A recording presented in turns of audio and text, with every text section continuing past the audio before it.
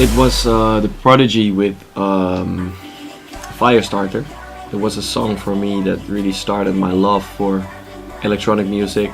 And my brother actually had a CD of that, and he showed me the track, and I was totally hooked. So when I heard that track, I wanted to become a producer of electronic music. So that track had a big impact in my life.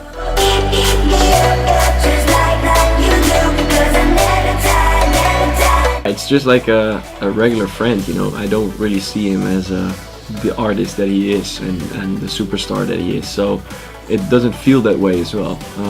But it's great to see how big he's become and how successful he is. But yeah, he means just like a regular friend, you know. He's one of my best friends, and we work together a lot on music, but also we could just hang out and talk about anything else that friends talk about. So for me, it's really good. It's really old. I don't really remember why I called it that way. Kind of like was like some, I don't know.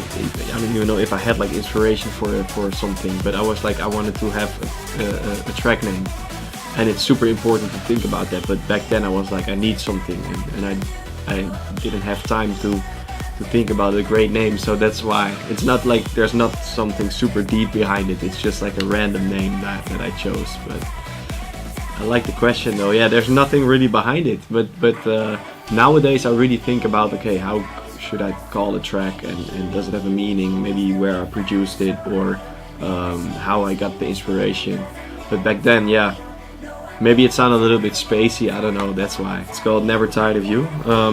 I'm super happy with it. It's actually one of my first tracks I'm doing on Stamped Records, and I'm gonna work with them a lot more. They're like a good family to me as well.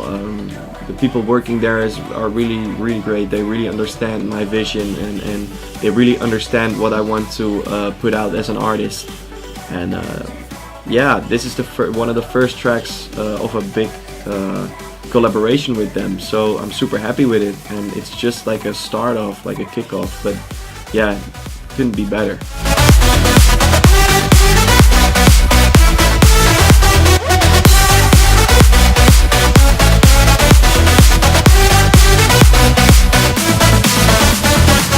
I think it's really important to keep your family and friends close to you, especially the people and the family and the friends that I had before I became a DJ. And of course you will make new friends, and I think you will change a lot because when you're 16 you're changing so much in that period of your life. And I always was a really shy person, and I didn't really walk up to people to talk with them and everything, and I really learned to do that because of my work as a DJ producer. And I think it's really important to travel for everyone. You know, you should like really see that this world is something really big, and there's so many different cultures and different people on this planet. And I really experienced that at such a young age. But it really made me a better person, I think, than I was when I was 16, and it really gave me a lot of confidence to walk up to people and to introduce myself as the person I am today. There's a lot I haven't done yet. I'm not sure if I want everything that I didn't do. I really want to play Tomorrowland main stage. That will be like a bucket list thing for me. People always say that I have to do skydiving, but I'm not sure if that's something for me. I'm super scared of that. I think that would be like my biggest nightmare as well. So I'm not sure if I have to do that. But yeah, to say something from my bucket list, I would say Tomorrowland main stage.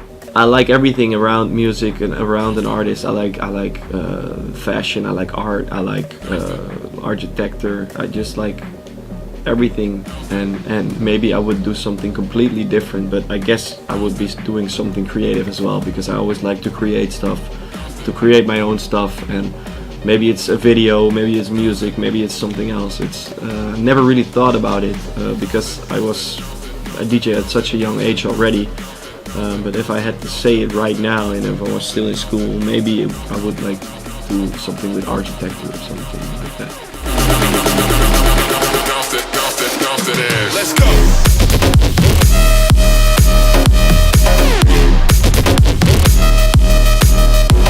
I think a lot is happening right now already.